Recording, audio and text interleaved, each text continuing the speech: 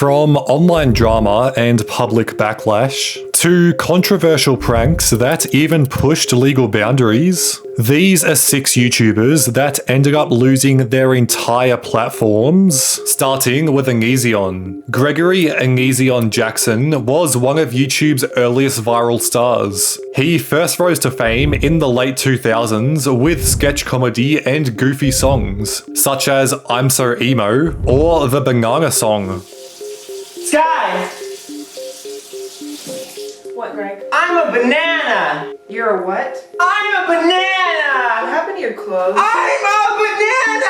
I'm a banana! This song sits at almost 100 million views to this date. By the early 2010s, he had built up to nearly 2 million subscribers, making him a recognizable face on the platform. Unfortunately, Anision's online presence became increasingly toxic over time. What started as edgy or controversial content slowly spiraled into something much darker. Over the years, a wave of serious allegations began to surface. Multiple women, including former fans and romantic partners of Anision, accused him of them when they were underage. How old were you when you first started tweeting Anision and Anision's at the time wife, Lainey? When I started tweeting them, I was 13. Yeah, so we were tweeting back and forth, and then he DM'd me, hey, how old are you? And I said, hey, Lainey, I'm 14. And he said, oh, you look older. He sent me a message that said, I'm about to delete this app, here's my phone number, and he gave me his phone number. And at this time I was 14. Several people described how they were manipulated into online relationships with him while they were still teenagers, often under the disguise of being a mentor or simply friendship. Some of these individuals later claimed that he coerced them into uncomfortable situations once they finally turned 18. The allegations didn't stop there. Former partners also spoke out about emotional abuse and control. They described a pattern of gaslighting and erratic behavior while the cameras were turned off. It didn't help that Anision frequently aired his personal drama publicly, as he would often release videos or posts that revealed intimate details of his exes' lives, all without consent. How long until you actually became intimate with Kai? I can't remember an exact date, but I do want to say it was in 2016, like later that year, because we didn't talk for like a good maybe 4 months of 2016. However, in 2019, he crossed a major line. During a public feud with one of his accusers, he shared her private phone number on his Patreon, essentially doxing her to his followers. Patreon responded by permanently banning him from their website, but things escalated even further that same year. A disturbing resurfaced video began circulating online, showing Anision joking about a former girlfriend. Okay, thank you. Get the camera off of me. Get the camera off of me. You know what? No, you're gonna listen to me. You're gonna listen to me because you're never gonna see me again. So once in your life, you're going to listen to me. Okay? Look at me. Look at me, Greg. I'm going to seriously tell everybody what you've done to me. I haven't done anything to you. I'm gonna destroy you. I haven't done anything to you. Yes, you have. You destroyed everything. I'm forced to go back there. She's gonna kick me out and I have nothing. Just know that when they say on the news that I was found, brutally murdered, that it was because of you. In the clip, he dismissively says she couldn't be exposed because she was already messed up, implying that her trauma made her powerless. I have nothing. You have destroyed me. Can you take a step back? No. I'm backed into a corner. Then you have to promise to listen to me. I don't have to promise anything, but please, sir, excuse me. You're going to listen to me. You know, open the door for the police. The backlash was immediate and overwhelming. Whatever was left of his public image collapsed. The guy who used to thrive off shock value had finally pushed it too far. What once made him stand out now had everything catching up to him. Oh, you have an opinion of me, so you're just gonna try and ruin my entire career. Really? Is that what you're going to do? Wow! Wow, you would really do that! You would really do that! You tried to do the FBI, didn't work! You tried to do the police, didn't work! So instead, you resort to the paycheck! And you got it!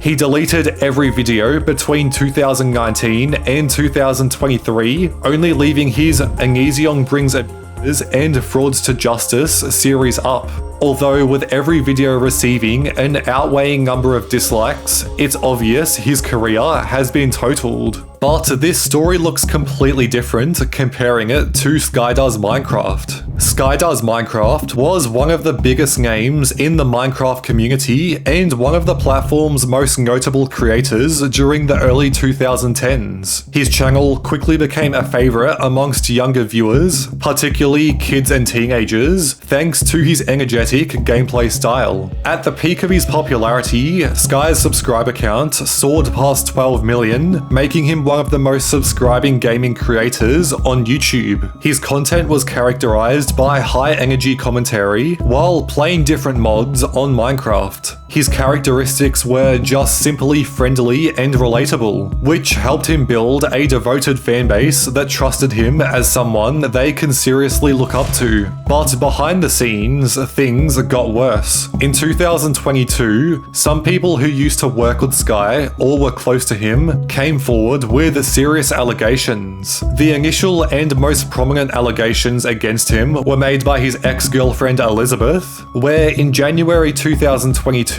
she published a detailed 6,000-word document to Twitter where she accused him of emotional abuse, manipulation, and coercive behavior during their relationship. She described instances where she felt pressured into situations she was uncomfortable with and alleged that Sky used his platform and influence to control aspects of her life. She stated, "You use your fame, your name, and your platform to hide the disgusting and disgraceful things that you so claim not to do. You not only verbally abused and degraded me, the mother of your second child, you traumatized me and put me through things no one should ever have to experience. You hurt me for too long, and I am tired of feeling afraid of you and what speaking up may bring." These claims showed a pattern of bad behavior that didn't exactly match with the happy, friendly image he was in his videos. Some said he was controlling and often made the people around him feel stressed. As more people talked about these problems, Sky disappeared from YouTube in an instant. It's now been 4 years since his last upload, and the channel has lost nearly 2 million subscribers in the process. He did try to sell his channel at one point in time, claiming it was a way to instant YouTube success, although nobody ended up purchasing it. The channel's handle rebranded to Sky Does Shorts, which just isn't true, whereas the name has been changed to Sky Does Everything. While he does stream relatively often on the Nobody's Life channel, it's only to a very small audience of members only. And with 29 likes on his recent stream, it's pretty safe to say it's not earning him all too much money. However, the story of Leafy Is Here is just flat out awful. Leafy Is Here started his YouTube channel back in the mid-2010s, where he was known as one of the most controversial commentary creators ever. His videos followed a simple formula: gameplay footage layered with sarcastic monologues targeting other creators or interesting corners of the internet. So yesterday I was just battling depression and shit was getting pretty dark, but you know, luckily enough I had my black and hair shit, all the bad I do. But in the middle of my and my depression, I started looking on YouTube for some quality ass content, you know, some good ass content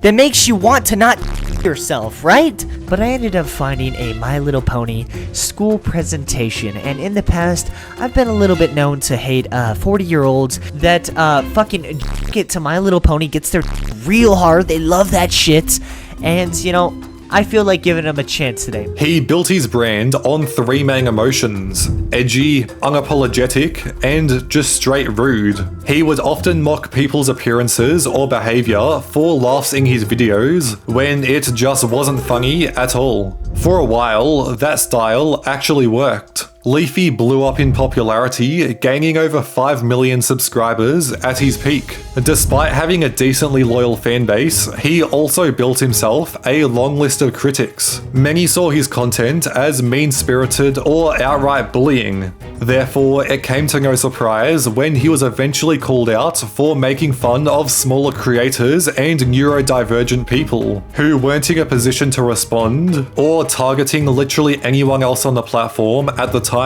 In some of his most infamous videos, Leafy targeted creators like Tommy NC 2010, generating waves of harassment that actually bled into real life. Subscribe, support, stay positive.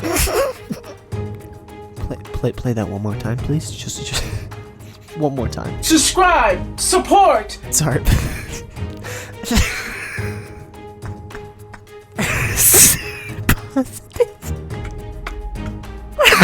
Oh my god! That's this motherfucker's intro. Hello, folks. I'm having a difficult time right now because some people are threatening my life, threatening my family, and all I wanted to do was inspire people.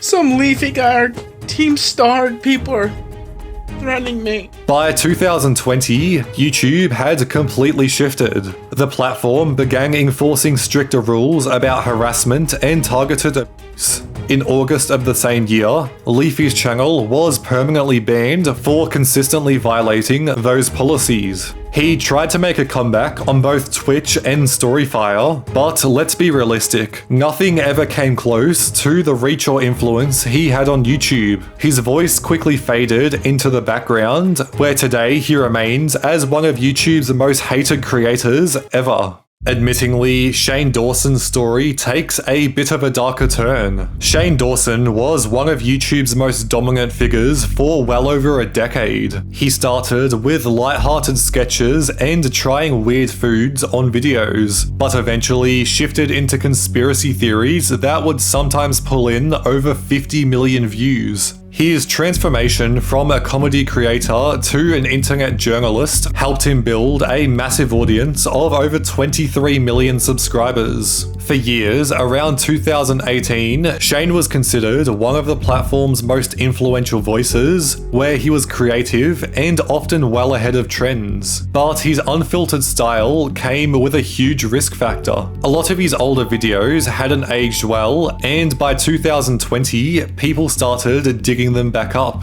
Clips began circulating of Shane wearing blackface, making inappropriate jokes about kids. Good job, Lucy! But next time, shake it more. And you, take off the jacket and show more. Good job over there. Hey, what's up, you guys? And acting in ways that sparked huge drama towards him. Public opinion turned on him fast. The backlash was essentially immediate. Shane released a lengthy apology video titled "Taking Accountability," then vanished from social media. The video had its comments disabled, as well as having both the likes and dislikes invisible to the public, meaning it's impossible to see how his fans received this. He stayed inactive for over a year, and although he's returned with yearly uploads, his career hasn't recovered. Sponsors distanced themselves, and the trust he once had from his fans largely disappeared. Shane Dawson has gone on to lose over 5 million subscribers in this time, with every new video still receiving a heavy amount of dislikes. While he does post weekly on his Shane 2 podcast channel, the majority of people only still know him for having an insane cancellation. Although Tobuscus's channel was wiped in a completely different way. Toby Turner, known by his YouTube name Tobuscus, was another one of the early stars, as some of his videos are nearly 20 years old. While he didn't see much success in his earlier videos like Tag,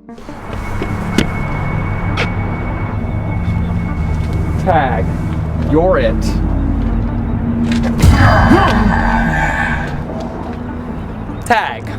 No tag backs.